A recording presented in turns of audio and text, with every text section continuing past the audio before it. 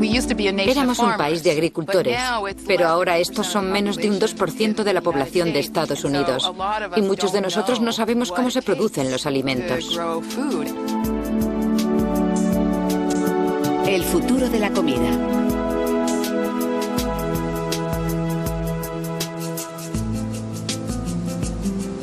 Hace unos 12.000 años, los hombres empezaron a plantar y a guardar semillas.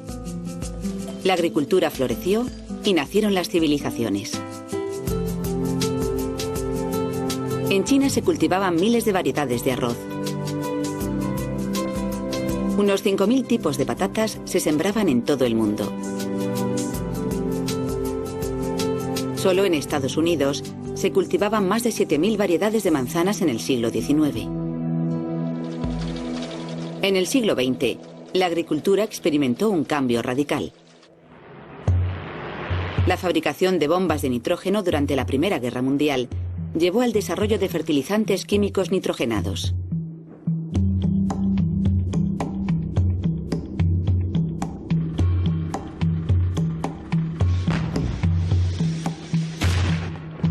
El gas nervioso, desarrollado durante la Segunda Guerra Mundial, se modificó ligeramente para hacer insecticidas.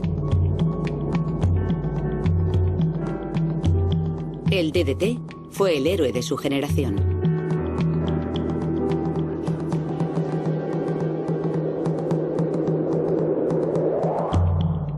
Las nuevas tecnologías prometían mayor rendimiento, más producción de comida, precios más baratos y mayor disponibilidad. A mediados del siglo XX, estas tecnologías, junto con nuevos avances en el cultivo de vegetales, condujeron a la Revolución Verde. Creo que la gente que inicialmente pensó en la Revolución Verde tenía buen corazón. Mucha gente muere de hambre en el mundo, y hace mucho que ocurre en la civilización humana. Su idea fue, si pudiéramos sistematizar la agricultura como hicimos con la industria en el siglo XIX y extenderlo a todo el mundo, llevar un sistema que funcione, resolveríamos los problemas que siempre ha tenido la gente con la agricultura. Las décadas posteriores vieron un notable aumento en la producción. Año tras año, campos enormes se sembraban con una única variedad de cultivo. Estos monocultivos crearon un vacío ecológico que los insectos y la enfermedad podían explotar. Esa uniformidad ha llevado a algunas de las mayores catástrofes agrarias de la humanidad. Hoy, prácticamente, solo se cultivan 4 variedades de patatas. El 97% de las variedades de verduras cultivadas a comienzos del siglo XX se han extinguido. La uniformidad genética conduce a una mayor vulnerabilidad ante los insectos y las enfermedades. Los agricultores se vieron atrapados en un círculo vicioso de insecticidas. Cuanto más rociaban, más tenían que rociar. El aumento del uso de fertilizantes, pesticidas y herbicidas elevó los costes, contaminó el agua y creó riesgos para la salud. Después, en la década de 1970, Monsanto introdujo el Roundup. Dada su eficacia para matar la mayoría de las malas hierbas, se hizo uno de los herbicidas más populares de la historia. A mediados de la década de los 90, con el surgimiento de la ingeniería genética, la Revolución Verde se convirtió en la revolución de los genes. Aprovechando la nueva tecnología, Monsanto modificó genéticamente sus semillas para hacerlas resistentes al Roundup. Normalmente, el Roundup mata todo lo verde. Pero si la planta es resistente a este producto, no muere al ser rociada. Ahora, la empresa que te vende el herbicida te vende también la semilla. Hace una generación, los agricultores sembraban un cultivo y usaban herbicida cuando era necesario. Pero a menudo no les hacía falta usar un herbicida. Y hoy en día, cualquier cultivo que se siembra está diseñado para ser rociado. En el maíz BT de Monsanto, el propio maíz actúa como insecticida. Esto es porque cada célula ha sido manipulada para producir BT, una toxina bacteriana. Si un gusano del maíz se come cualquier parte de la planta, morirá. Y ahora que tenemos la ingeniería genética, No solo estamos añadiendo químicos a esta comida. En realidad estamos industrializando la comida a un nivel genético y celular.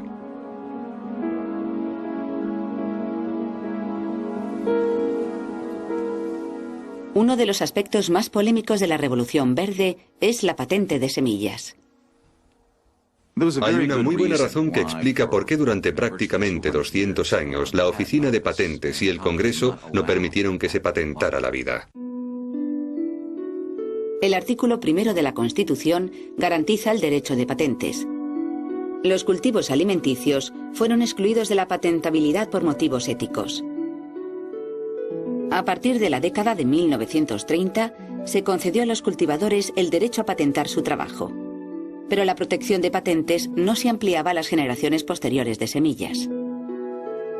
Cuando patentas una raqueta de tenis con, digamos, un nuevo punto de impacto, puedes describirla con gran precisión en la oficina de patentes, pero ¿cómo se puede describir toda una planta? Y mucho menos tras varias generaciones cuando ha cambiado y mutado.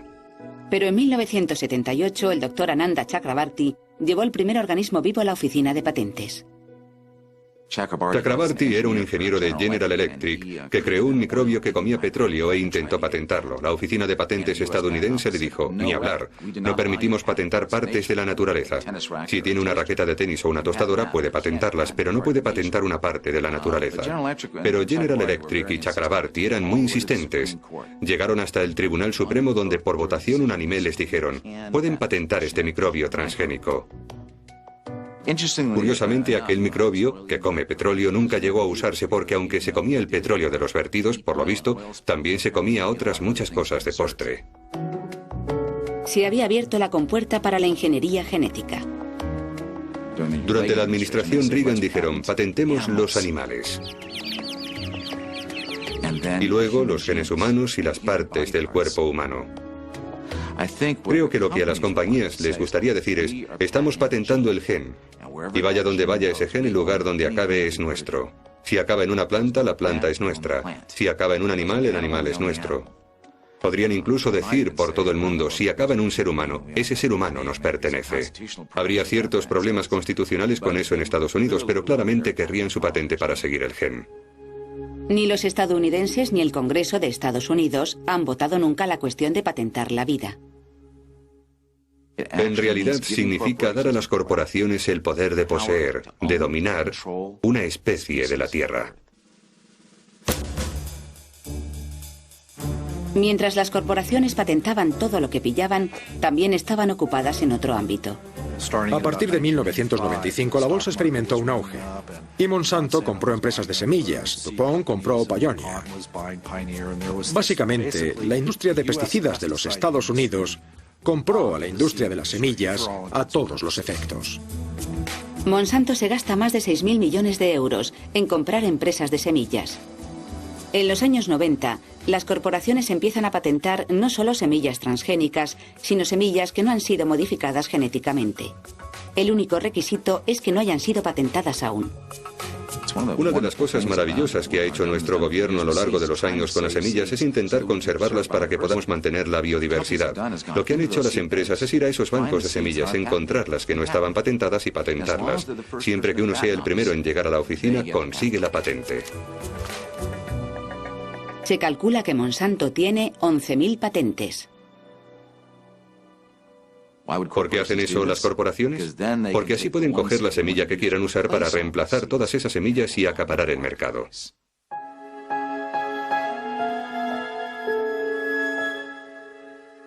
En Canadá, el dilema de las patentes aterrizó directamente en las tierras de Percy Schmeiser.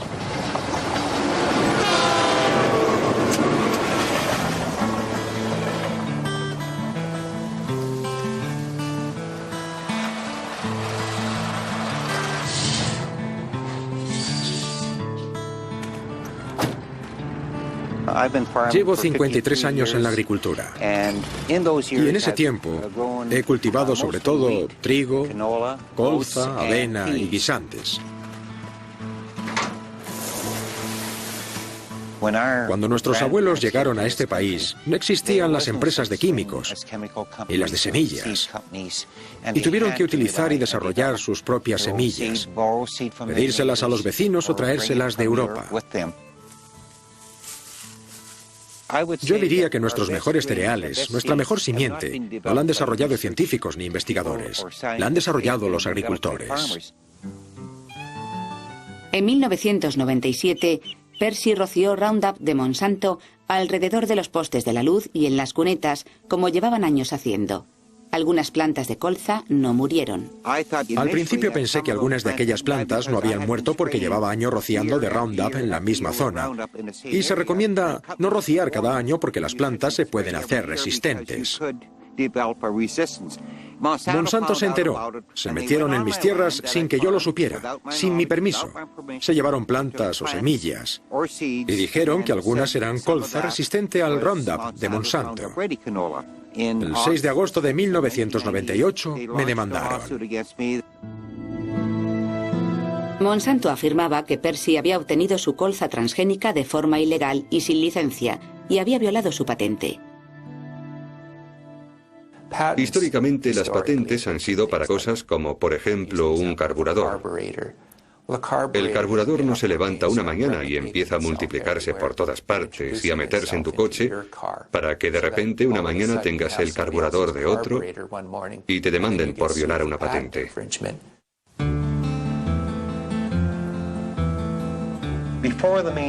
Antes del juicio, Monsanto retiró todas las alegaciones de que había conseguido sus semillas de forma ilegal.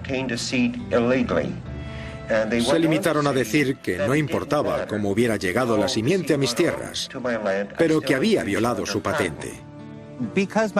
Como mis tierras están en la parte este de la carretera principal, los vientos que soplan son sobre todo del oeste. Luego, sería normal que la colza que se vuela de los camiones aterrizara en estas tierras. De hecho, un labrador me dijo que cuando pasaba por mis tierras transportando colza resistente al Roundup, se le había roto la lona y calculaba que en mis 3 kilómetros y pico de tierra había perdido como para sembrar 800 hectáreas.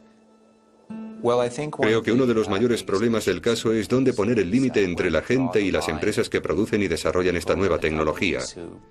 Y argumentamos que el límite debía establecerse de modo que los agricultores tuvieran derecho a seguir sembrando. Deberían poder guardar y reutilizar su propia simiente. En 1999 un abogado me aconsejó que no volviera a usar mis semillas, porque ahora sabía que estaban contaminadas por la colza transgénica de Monsanto. Percy destruyó casi 500 kilos de semillas que él y su mujer habían cultivado durante décadas. La demanda y la pérdida de mis semillas fue lo más duro que pudo habernos pasado. Ahora llega Monsanto y quiere quitarnos todo por lo que hemos trabajado todos estos años. Así sin más, ¿sabe? Y llegan y hacen lo que quieren con los agricultores, como si fueran suyos. Es desesperante. ¿Por qué persiguen a tantos pequeños agricultores cuando no van a sacar más que un par de cientos de miles? Si son una multinacional, ¿por qué?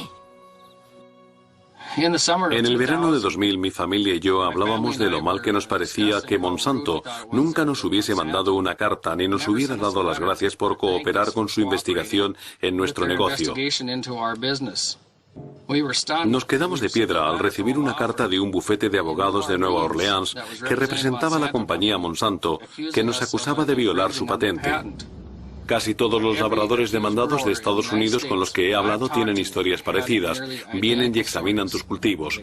La gente que no tiene nada que ocultar dice, bueno, verán que no hemos plantado las semillas que dicen. Vuelven como un año más tarde y te acusan de esto cuando ya no puedes volver atrás y coger muestras del cultivo para refutarles. Se calcula que Monsanto ha enviado 9.000 cartas a agricultores. La mayoría deciden pagar para evitar la demanda. Aún así, hay 100 demandas en activo solo en Estados Unidos. Cuando los agricultores pactan con Monsanto, tienen que comprometerse a no discutir nunca su acuerdo. Creemos que Monsanto nos eligió por el tamaño de nuestra finca y que querían ponernos como ejemplo para asustar a otros agricultores y que nunca guardaran sus semillas, para que les diera demasiado miedo guardar sus propias semillas.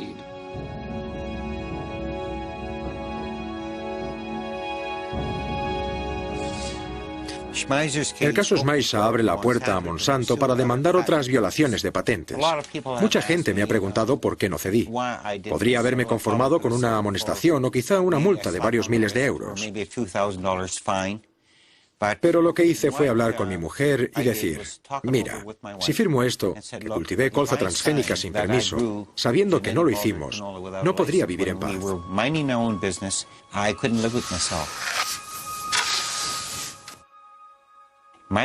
Mis abuelos no dejaron este sistema a principios de siglo para escapar de un sistema feudal. ¿Vamos a volver a eso? Dijimos, no. Lucharemos y defenderemos aquello en lo que creemos. ¿Y qué dictaminó el juez tras 2 semanas y media de juicio? Dijo que no importaba cómo hubiera llegado la colza transgénica a mis tierras, si sembraba o esparcida por el viento, por los pájaros, las abejas, los animales, o caída del camión de un labrador o como fuera. No importaba. El hecho de tener varias plantas violaba la patente de Monsanto. Segundo, dictaminó que todo agricultor que tenga una planta convencional, sea la que sea, ya sea un árbol o una semilla, si se contagia del gen de Monsanto contra tu voluntad y destruye tu propiedad, mi planta se convierte en propiedad de Monsanto. Ahora, párate a pensar lo que significa eso para agricultores, jardineros o todo lo relacionado con formas de vida. Tercero, en cuanto al hecho de que nunca hubiera usado la patente de Monsanto, lo que significa que nunca usé el herbicida Roundup y ningún glifosato, dictaminó que era intrascendente. Dijo que el hecho era que allí había unas plantas. Eso muestra el poder de la ley de patentes sobre los derechos de los agricultores. Si echas un vistazo a un campo de colza mitad transgénica y mitad colza normal, no notarás la diferencia entre las dos. Crecen igual, reaccionan igual. La única forma de averiguarlo es rociar el campo con Roundup. Lo que muere es tu colza y lo que sobrevive le pertenece a Monsanto como resultado de este caso.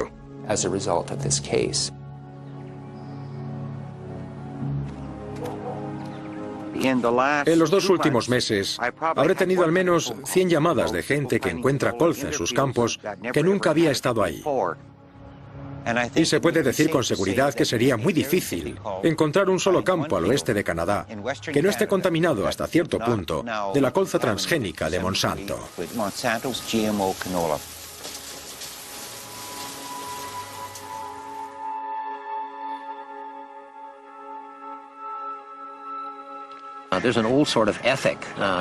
Hay un viejo código ético que surgió en las comunidades agrícolas y yo me crié con ese código.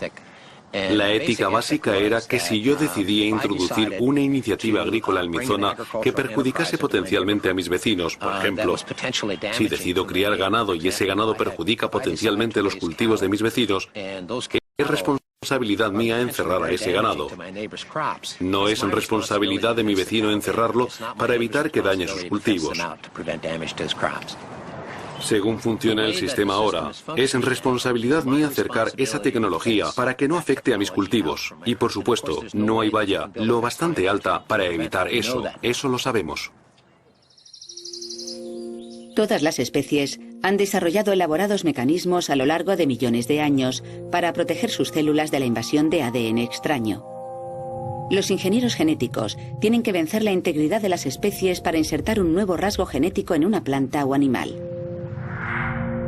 Cuando los científicos empezaron con la ingeniería genética hace 30 años, creían que un gen expresaba un rasgo, que el ADN transgénico sería estable, incluso cuando se le obligaba a traspasar las barreras de las especies. Hoy hemos aprendido que un solo gen puede expresar o influir en muchos rasgos. En 1975 tuvo lugar una conferencia de pioneros en investigación genética para debatir las cuestiones de la seguridad y la ética de la recién descubierta investigación transgénica.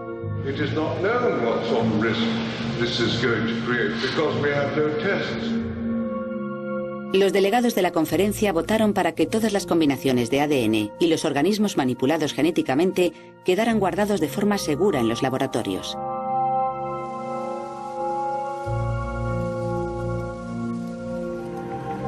Actualmente, tanto la biotecnología agrícola como la médica utilizan ingeniería genética. La biotecnología médica ha creado muchos productos que salvan vidas. Las plantas modificadas genéticamente, a diferencia de las medicinas, se reproducen y una vez liberadas en el entorno, no se pueden controlar. Usar la biotecnología para producir alimentos no es nuevo. Durante casi 6.000 años, la gente ha usado la levadura, un organismo vivo, para hacer crecer el pan. Y llevamos usando la biotecnología durante casi el mismo tiempo para fermentar cerveza y vino.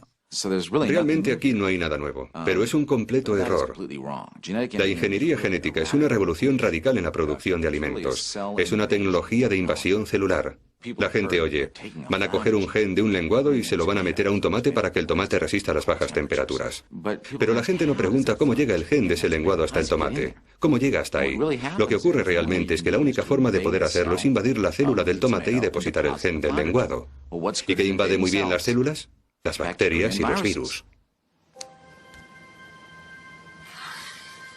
Tras 12 años de investigación, Monsanto encontró una bacteria del suelo que es inmune por naturaleza al herbicida Roundup.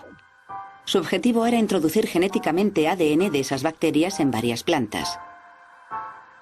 Pero si esa secuencia de ADN se insertaba sola en una planta de maíz, no tendría efecto. En el siguiente paso interviene la bacteria E. coli. Se abren huecos en el ADN de la bacteria E. coli, y cuando los dos tubos de ensayo se mezclan, parte del ADN de las E. coli se recombina con la bacteria resistente al Roundup.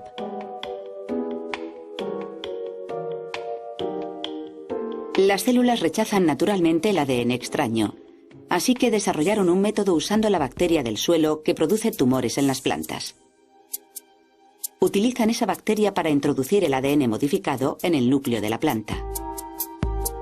También se usan otros dos métodos para introducir el ADN modificado a través de la pared de la célula. Uno usa una corriente eléctrica para crear agujeritos en las células de la planta para que se haga vulnerable a la infiltración de ADN extraño. Otro es la pistola de genes, que dispara partículas de oro cubiertas de ADN modificado a las células de la planta.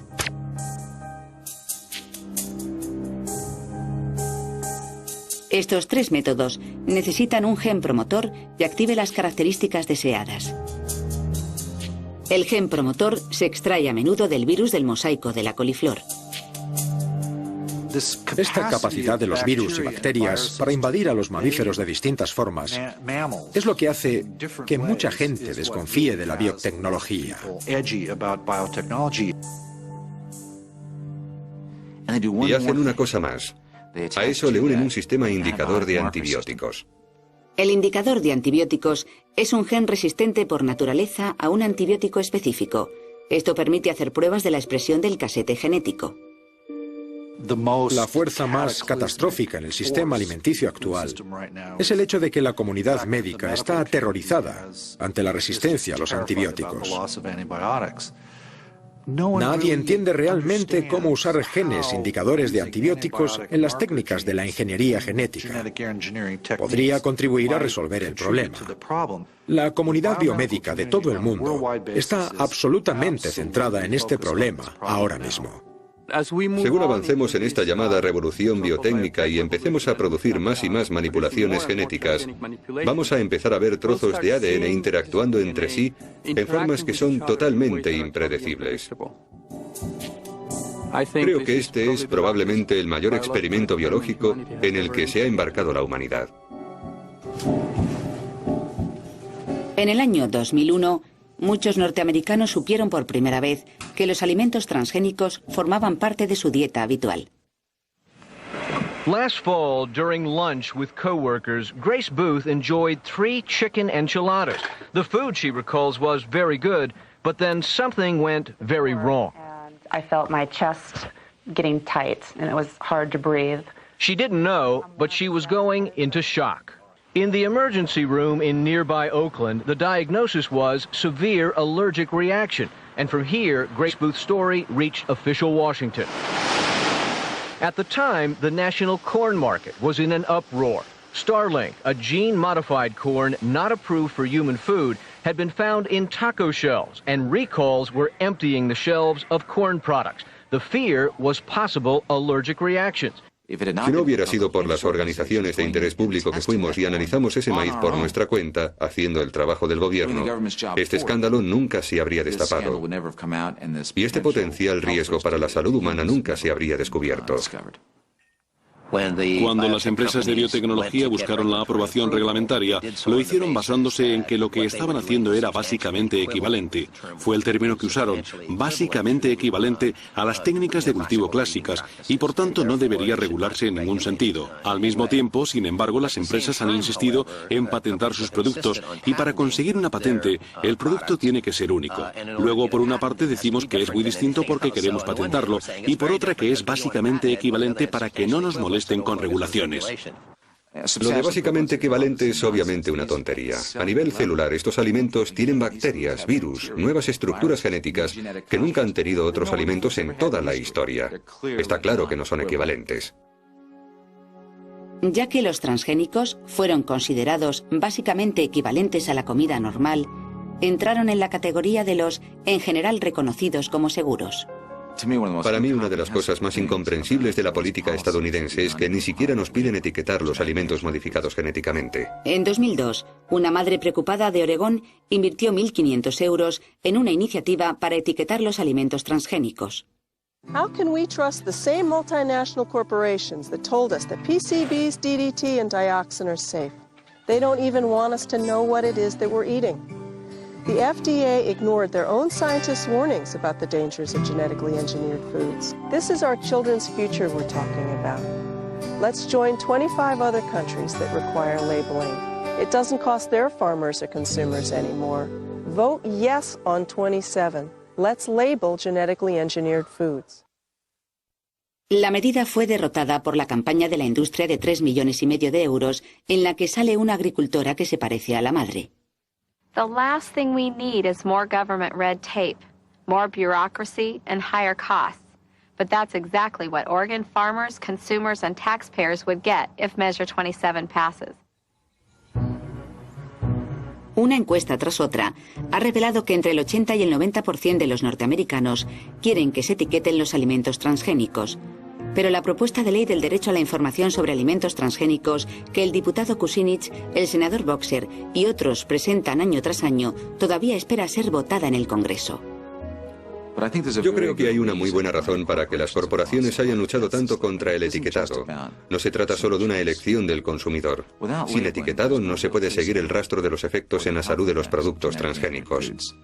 Si eres una madre que da a su hijo papillas y en la etiqueta no pone que es soja modificada genéticamente, por ejemplo, y tu hijo sufre una reacción tóxica o alérgica, es imposible saber que le ha causado la ingeniería genética porque no viene en la etiqueta. Si por el contrario estuviera en la etiqueta, podrías decir, ¿saben qué? Puede que eso haya contribuido a la reacción de mi hijo. Vas al médico, el médico lo apunta y ya se puede hacer el seguimiento. Y se puede ir creando una base de datos sobre los efectos en la salud. Y por supuesto, cuando esa base de datos se cree, podremos exigir responsabilidades a las corporaciones. Los japoneses están muy preocupados por los efectos de los alimentos transgénicos. Un representante de comercio afirmó: vigilaremos a los niños norteamericanos durante los próximos 10 años.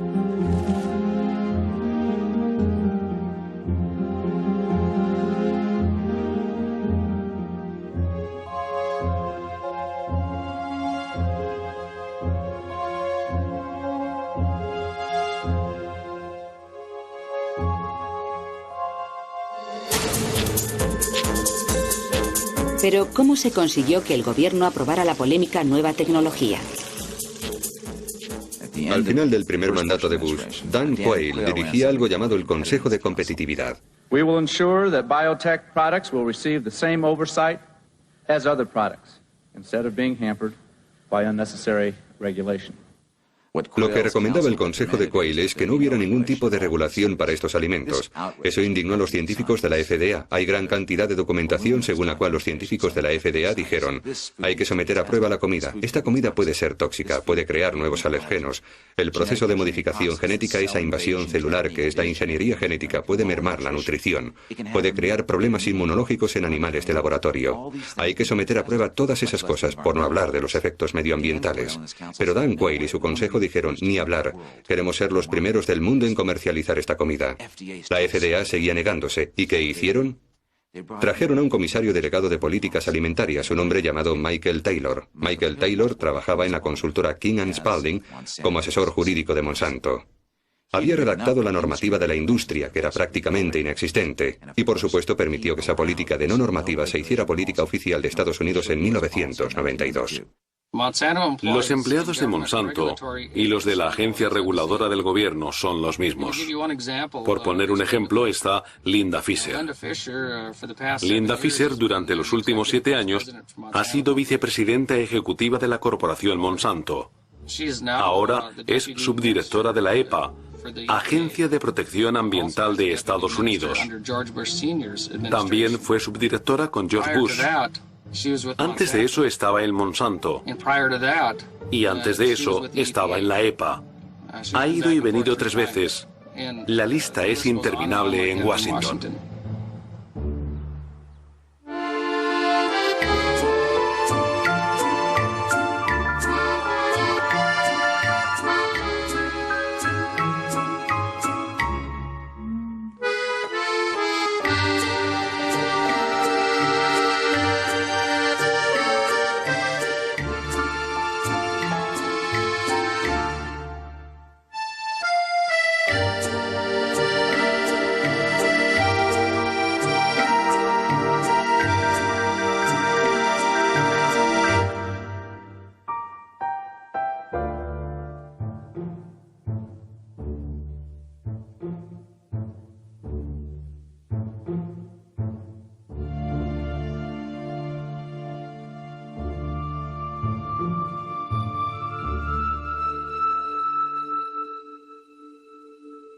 Si nos hiciéramos la pregunta adecuada, detendríamos esta tecnología para los próximos 50 o 100 años. Pero ha ocurrido justo lo contrario. Solo en Estados Unidos, la colza, el maíz, el algodón y la soja transgénicos, que no existían en los años 80, aumentaron en 1,5 millones de hectáreas en 1996. Y pasaron a 40 millones de hectáreas en 2003.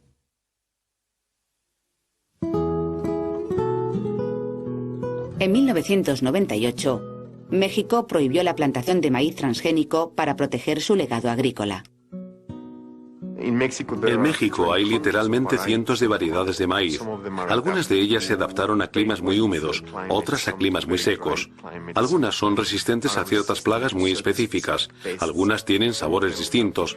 Algunas van bien para hacer palomitas, algo que inventaron los aztecas. Otras variedades van bien para hacer tortillas o para alimentar al ganado. En México hay infinidad de variedades de maíz.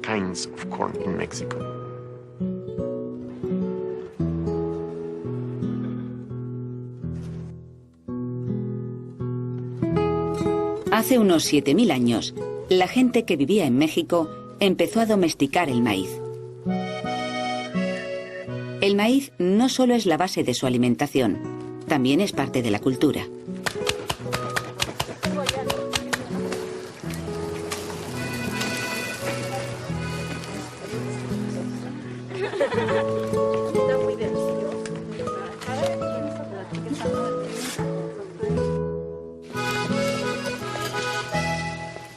La mayor parte de la diversidad de cultivos se encuentra en las llamadas variedades locales. Son plantas que los pequeños agricultores, por lo general en zonas del mundo muy distintas, conservaban en parcelas muy pequeñas adaptadas a unas condiciones muy específicas. Por ejemplo, cierta altitud, hielo o sequía. Esa es, en realidad, la base de la diversidad que continuamente estamos explotando para mantener nuestra producción comercial de cultivos para alimentar al mundo.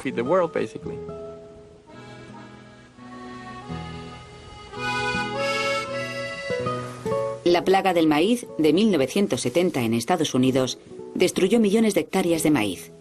El país tuvo suerte de encontrar una variedad de maíz local, originaria de México, que resistía a la plaga.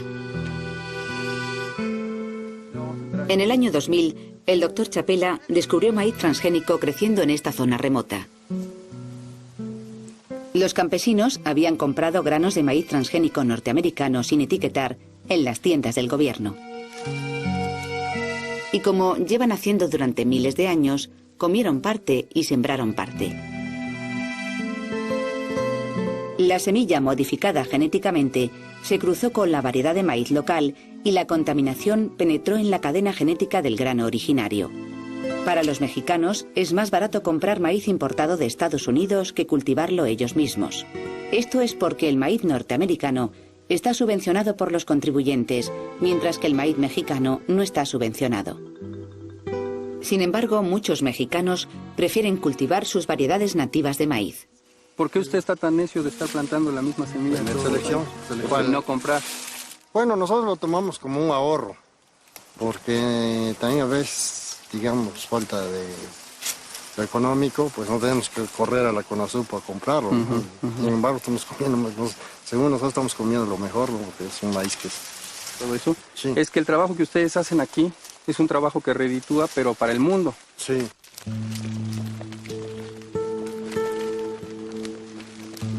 Los campesinos dijeron, si tenemos elementos transgénicos en nuestro maíz, ¿nos va a pasar lo mismo que al compañero de Canadá?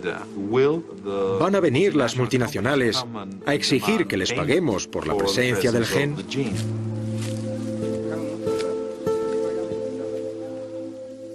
En noviembre de 2001, el Dr. Chapela publicó un artículo evaluado por expertos en la revista científica Nature, en el que desvelaba la contaminación de los organismos modificados genéticamente.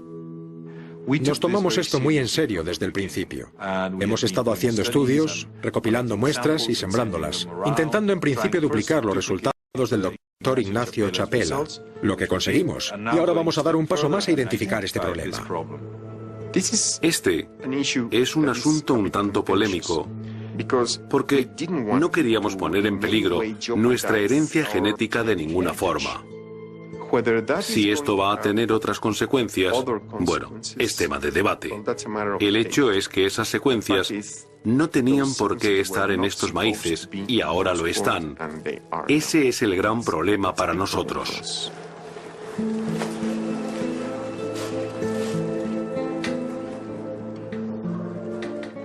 Lo que pasa cuando introduces un genotipo en estas zonas, el del maíz industrial, es que acabas con esa diversidad.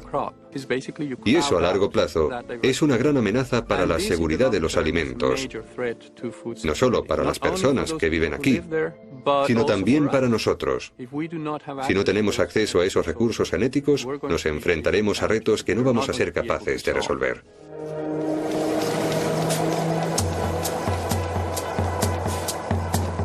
En el año 2003, Estados Unidos había vendido millones de kilos de maíz transgénico a México por menos de lo que costaba cultivarlo.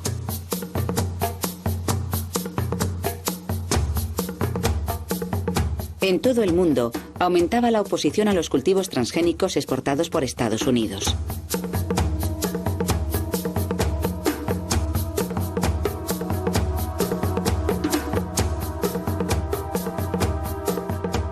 La pérdida de exportaciones de maíz a Europa ha sido estimada en unos 230 millones de euros al año.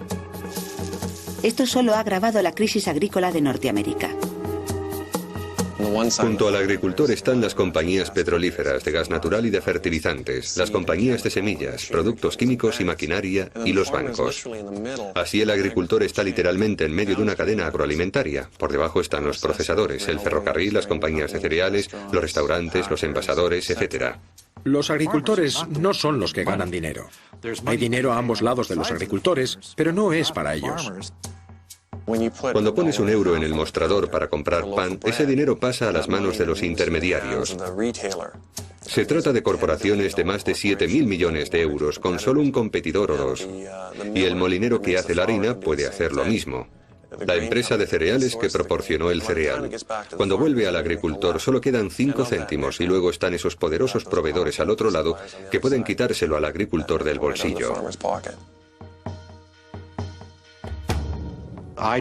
Acabo de hacer un estudio de los costes y beneficios económicos del maíz BT. Las estadísticas oficiales del Departamento de Agricultura de Estados Unidos muestran que el coste de producir 8 celemines de maíz está entre 2,4 y 2,6 euros, y el beneficio neto para los granjeros puede ser de 1,6 euros. Luego pierden €1 cada 8 celemines. Uno se pregunta, ¿cómo puede un empresario? Si pierdes €1 en cada 8 celemines que vendes y cultivas 90 fanegas por hectárea, estás perdiendo unos 130 euros por hectárea. ¿Cómo puedes seguir en el negocio? Y la respuesta son las subvenciones del gobierno. Las subvenciones mantienen los cultivos más extendidos: maíz, trigo, algodón y soja. Son los cultivos en los que se fijó la industria como primeros cultivos transgénicos. Tiene que ser tranquilizador saber que, por muy grande que sea la diferencia entre lo que sacan los agricultores del mercado y lo que les cuesta producir, el gobierno va a estar ahí para compensar esa diferencia. En 2002, el presidente Bush firmó uno de los mayores proyectos de ley sobre subvenciones hasta la fecha. Aunque no se haya llamado rebaja de las semillas transgénicas, es sin embargo lo que mantiene el interés de los agricultores en estos costosos sistemas de producción.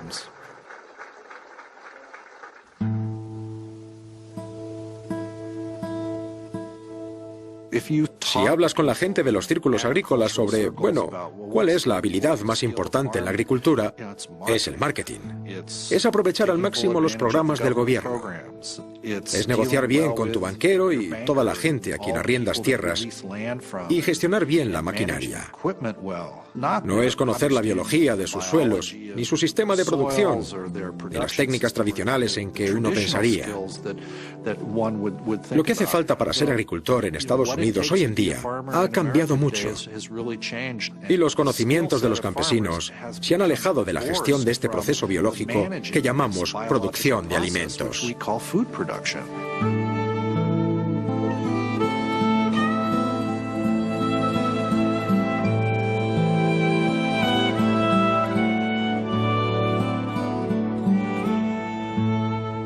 En la Norteamérica rural la gente valora la comunidad, la amistad y el compañerismo. Pero mientras las granjas se hacen más grandes y homogéneas, y el control del capital y las decisiones de la gestión se trasladan a San Luis, Minneapolis o Kansas, cada vez hay más mano de obra contratada en las granjas. Se va erosionando la riqueza de la comunidad.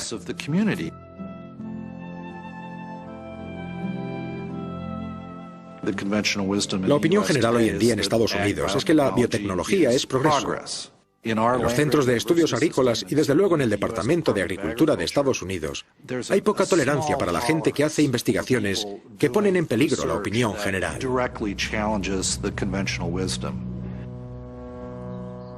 El reconocido científico Dr. Arpad Pusztai fue cesado 2 días después de que fuera debatida su investigación, que planteaba preguntas sobre el deterioro del sistema inmunológico y el crecimiento de ratas que habían comido patatas modificadas genéticamente.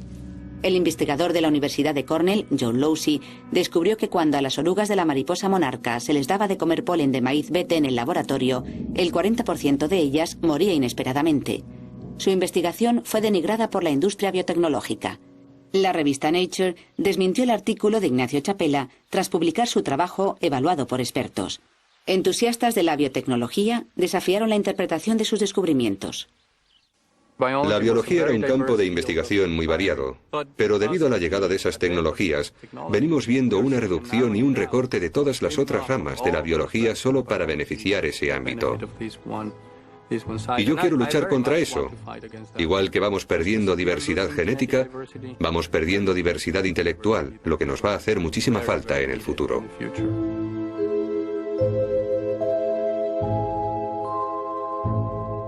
Uno de los problemas que tiene la industria biotecnológica es que no ha hecho nada por el consumidor norteamericano. Ahí no hay nada, no hay alimentos transgénicos que hagan algo como ser más nutritivos, sino que no nos aportan nada. ¿Cómo van a vender esa tecnología al pueblo norteamericano? Pues se les ha ocurrido la idea de que tal vez la biotecnología debería venderse como la forma de alimentar a un mundo que se muere de hambre.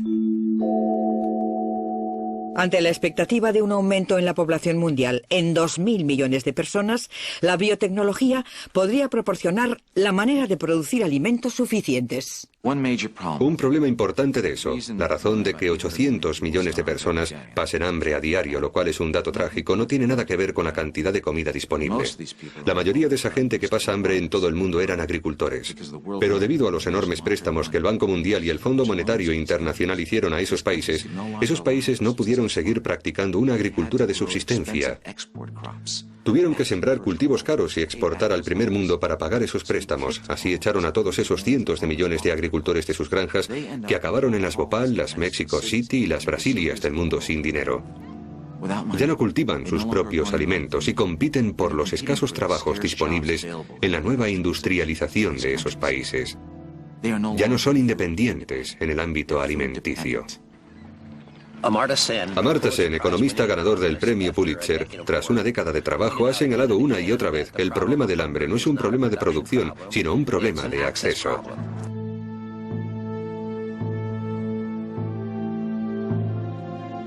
En la actualidad hay 800 millones de personas desnutridas en el mundo en una época de superproducción en que los agricultores no pueden recuperar los costes de su producción. Cuando los países ricos subvencionan sus cultivos, abaratan los mercados de los países en vías de desarrollo.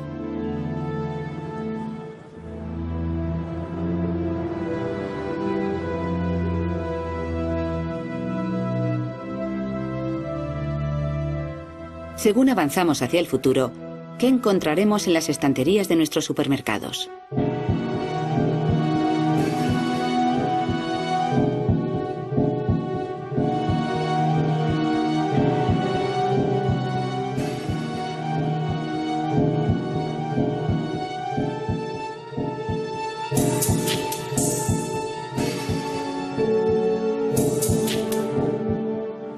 A la industria de la biotecnología, por supuesto, no le interesan solo los cultivos modificados genéticamente. Estamos viendo cómo intentan extender su alcance al resto de la comunidad de seres vivos. Ahora mismo nuestro gobierno busca la aprobación del pescado transgénico, 15 tipos de pescado, así como crustáceos y cualquier otra cosa del mar que comamos. Se calcula que si se soltaran tan solo 60 salmones modificados genéticamente, toda la población de salmones podría extinguirse en 40 generaciones. Ganado transgénico y aves de corral. Y también insectos transgénicos y árboles.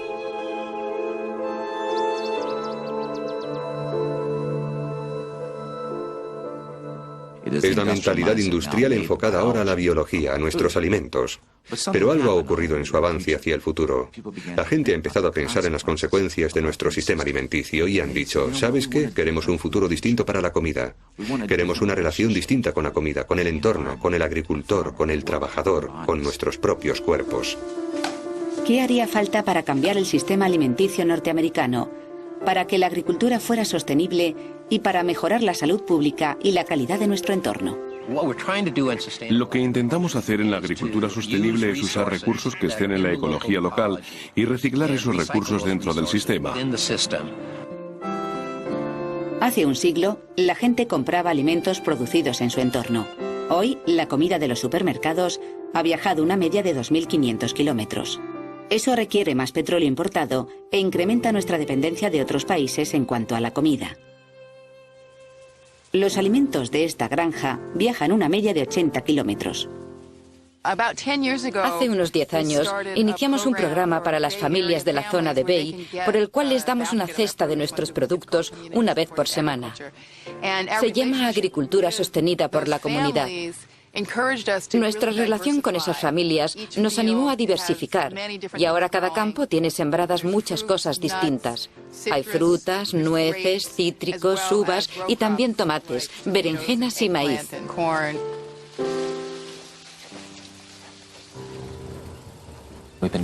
Llevamos cultivando de forma orgánica unos 25 años, porque es un sistema de cultivo en el que piensas en la relación humana con la agricultura.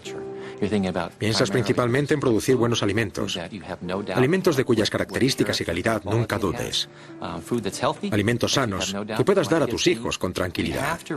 Tenemos que respetar la lógica de la naturaleza en todo esto. Tenemos que respetar los milenios de historia de los cultivos. Este es el trabajo de miles de generaciones de gente que ha arrancado la cebolla silvestre, que ha desarrollado una un poco más grande, y no es algo que nadie pueda llamar suyo.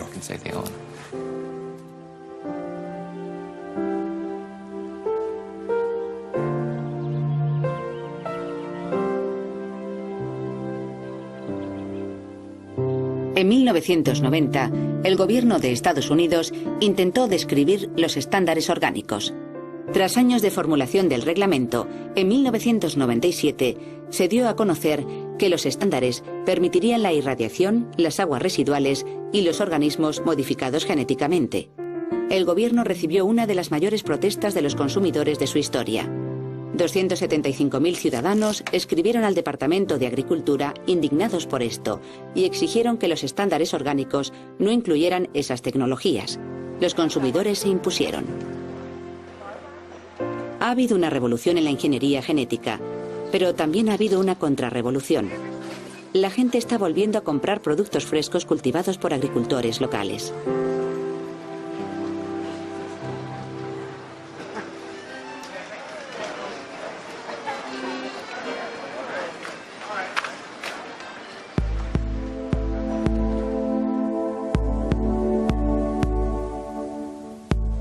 La agricultura orgánica, los mercados agrícolas y la agricultura sostenida por la comunidad son solo 3 de las muchas alternativas al modelo de la comida industrializada. Dakota del Sur y Nebraska, junto con otros 8 estados, han aprobado enmiendas constitucionales o leyes estatales que prohíben la agricultura no familiar. Cuando la corporación dijo que los habitantes de Nebraska no tenían autoridad para prohibir a las personas jurídicas el poseer tierras de cultivo, el Tribunal Supremo de Nebraska dijo que podían poner lo que quisieran en su constitución. Es su derecho fundamental, es la esencia del sistema democrático norteamericano. El consumidor sigue siendo el rey, y el problema es que los consumidores no pueden actuar a menos que tengan la información adecuada. Una de las cosas que podemos hacer todos es conseguir toda la información que podamos para ponerla en manos del público y en manos de los consumidores para que estos puedan seguir ejerciendo su voluntad. Dado que el sistema alimenticio es variable, puede cambiar rápidamente según las opiniones de la gente. Pero si la comida modificada genéticamente no se etiqueta, ¿cómo van a poder ejercer sus derechos los consumidores? Las elecciones que hacemos en los supermercados determinan el futuro de la comida. Alimentarnos es una de las cosas más íntimas que hacemos. Y si no podemos elegir en eso, creo que la situación es preocupante. Hay grandes grupos de gente en otros países que nunca han apoyado el modelo norteamericano de la agricultura a gran escala y el uso intensivo de productos químicos. Y desde luego, no han apoyado la idea de que es mayor la efectividad por tener 2 líneas aéreas en el mundo, o 4 fabricantes de automóviles, o 2 productores de software. Creen que lo que puedas ganar en efectividad lo pierdes en diversidad. Si va a haber un cambio o un desafío importante en la forma de gestionar las tierras de cultivo y de organizar los negocios agrícolas, creo que es una pregunta abierta. Y francamente, no creo que ocurra a menos que el público norteamericano y los propios agricultores se planten y digan, un momento, no queremos seguir por este camino. Somos un gobierno del pueblo, para el pueblo y por el pueblo. Y nosotros somos el pueblo. No queremos seguir por ahí.